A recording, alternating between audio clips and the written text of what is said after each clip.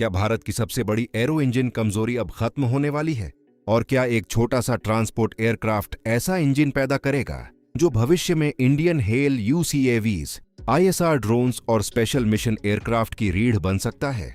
अगर ऐसा हुआ तो ये सिर्फ सरास MK2 की कहानी नहीं होगी, बल्कि भारत के पूरे एरोस्पेस इकोसिस्टम का गेम चेंजर साबित हो सकता है।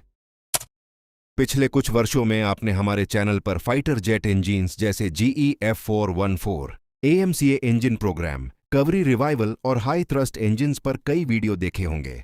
लेकिन एक क्षेत्र ऐसा है जिस पर बहुत कम चर्चा होती है, और वह है मीडियम पावर टर्बोप्रॉप इंजिन्स। यही वह टेक्नोलॉजी है जो फाइटर जेट्स को नहीं बल्कि transport aircraft, maritime petrol aircraft, ISR platforms, long endurance drones और स्पेशल मिशन एयरक्राफ्ट को उड़ाती है। और सच ये है कि भारत आज भी इस सेगमेंट में लगभग पूरी तरह विदेशी इंजिन्स पर निर्भर है। अभी CSIR नेयल द्वारा विकसित सारस MK2 दो Pratt and Whitney Canada PT6A 67A turboprop engine से उड़ता है। यह इंजन लगभग 1200 से 1400 शाफ्ट हॉर्स पावर की श्रेणी में आता है और दुनिया के सबसे भरोसेमंद टर्बोप्रॉप इंजिन्स में गिना जाता है। लेकिन इसकी सबसे बड़ी समस्या परफॉर्मेंस नहीं, बल्कि इंपोर्ट डिपेंडेंसी है। यदि भविष्य में एक्सपोर्ट रिस्ट्रिक्शंस, सैंक्शंस या स्पेयर पार्ट सप्लाई में कोई समस्या आती है तो पूरा एयरक्राफ्ट प्रोग्राम प्रभावित हो सकता है। यही कारण है कि अब CSIR और DRDO मिलकर एक पूरी तरह स्वदेशी टर्बोप्रॉप इंजन विकसित करने का प्रपोजल तैयार कर रहे हैं। लेकिन ध्यान देने वाली बात यह है कि इसका उद्देश्य केवल PT6A का रिप्लेसमेंट बनाना नहीं है। सूत्रों के अनुसार इसे एक मॉड्यूलर इंजन फैमिली के रूप में विकसित करने की सोच है, यानी एक कोर इंजन तैयार किया जाए जिसके अलग अलग वेरिएंट्स भविष्य के अलग अलग प्लेटफॉर्म्स पर लगाए जा सकें। यही अप्रोच आज दुनिया की बड़ी एरो इंजन कंपनीज अपनाती हैं, क्योंकि इससे डेवलपमेंट कॉस्ट कम होती है और प्रोडक्शन वॉल्यूम बढ़ता है। यहीं से ये प्रोग्राम दिलचस्प हो जाता है, क्योंकि सारस MK2 केवल लॉन्च प्लेटफॉर्म हो सकता है। भविष्य में यही इंजन भारत के high altitude long endurance UCAVs में लगाया जा सकता है। ऐसे ड्रोन्स जिन्हें लगातार 30 से 40 घंटे तक हवा में रहना होता है, उनके लिए fuel efficient turboprop engines jet engines की तुलना में कहीं बेहतर साबित होते हैं। यानी भारत यदि भविष्य में अपने इंडिजिनस हेल सर्वेलेंस या कॉम्बैट ड्रोन प्रोग्राम को आगे बढ़ाता है तो उसे विदेशी इंजन सप्लायर्स के सामने हाथ नहीं फैलाने पड़ेंगे।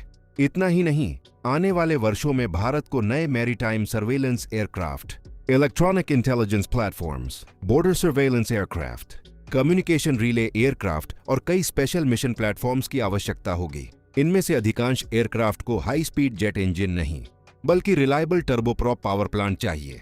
यदि यह इंजन सफल होता है तो एक ही टेक्नोलॉजी कई प्रोग्राम्स की कॉमन बैकबोन बन सकती है। अब एक और महत्वपूर्ण पहलू समझिए। एरो इंजन डेवलपमेंट में सबसे महंगी चीज केवल इंजन बनाना नहीं होती, बल्कि certification, reliability testing, thousands of hours endurance trials, bird strike test, high altitude validation और मेंटेनेंस इकोसिस्टम तैयार करना होता है। इसलिए यदि इंजन केवल 15 एयरक्राफ्ट के लिए बनेगा तो उसकी कॉस्ट बहुत अधिक होगी। लेकिन यदि वही इंजन 10 अलग अलग एयरक्राफ्ट फैमिलीज में इस्तेमाल होने लगे तब उसका पूरा बिजनेस मॉडल बदल जाता है। शायद इसी सोच के साथ इसे केवल सारस MK2 तक सीमित न रखकर मल्टी प्लेटफॉर्म प्रोग्राम के रूप में देखा जा रहा है। लेकिन दोस्तों, अब यहां पर एक बहुत बड़ा पेंच फंसता है। सरकार तभी इतने बड़े एरो इंजन प्रोग्राम में अरबों रुपए लगाएगी जब उसे भविष्य में पर्याप्त ऑर्डर्स दिखाई देंगे। अभी इंडियन एयरफोर्स ने केवल 15 सारस MK2 एयरक्राफ्ट लेने की प्रतिबद्धता दिखाई है, लेकिन सिविल एविएशन सेक्टर से अभी तक यूडैन स्कीम के तहत कोई बड़ा कमर्शियल ऑर्डर नहीं आया है। यदि रीजनल एयरलाइंस इसे नहीं अपनाती तो केवल मिलिट्री ऑर्डर्स के आधार पर पूरे इंजन प्रोग्राम को आर्थिक रूप से सही ठहराना आसान नहीं होगा। यहीं पर यह मामला जियोपॉलिटिक्स और नेशनल स्ट्रैटेजी से जुड़ जाता है। पिछले कुछ वर्षों में दुनिया ने देखा कि सैंक्शंस और एक्सपोर्ट कंट्रोल्स कैसे डिफेंस प्रोग्राम्स को प्रभावित करते हैं। चाहे एयरक्राफ्ट इंजन हो, ड्रोन कंपोनेंट्स हों या सेमीकंडक्टर सप्लाई चेन्स, जिस देश के पास अपनी कोर टेक्नोलॉजी नहीं होती वह हमेशा स्ट्रेटेजिक प्रेशर में रहता है।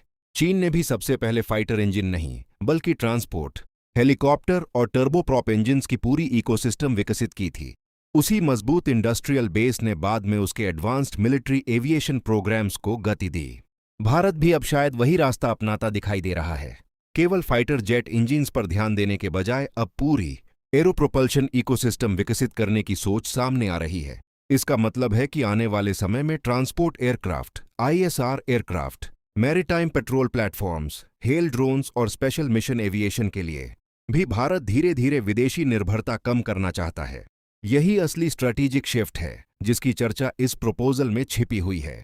हमारा एनालिसिस ये कहता है कि यदि यह प्रोग्राम मिनिस्ट्री ऑफ डिफेंस से मंजूरी प्राप्त कर लेता है तो इसकी सबसे बड़ी उपलब्धि सारस MK2 नहीं होगी, बल्कि भारत का पहला ऐसा इंडिजिनस टर्बोप्रॉप इंजन इकोसिस्टम होगा जो अगले 20 से 30 वर्षों तक कई मिलिट्री और सिविल एविएशन प्लेटफॉर्म्स को शक्ति दे सकता है।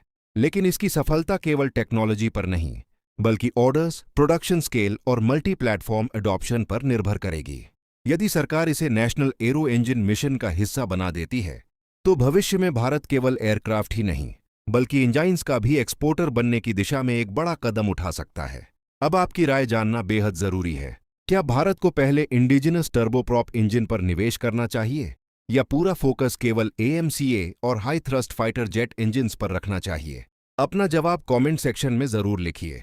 अगर वीडियो पसंद आया हो तो लाइक कीजिए, चैनल को सब्सक्राइब कीजिए और ऐसे ही गहराई वाले डिफेंस एनालिसिस के लिए जुड़े रहिए।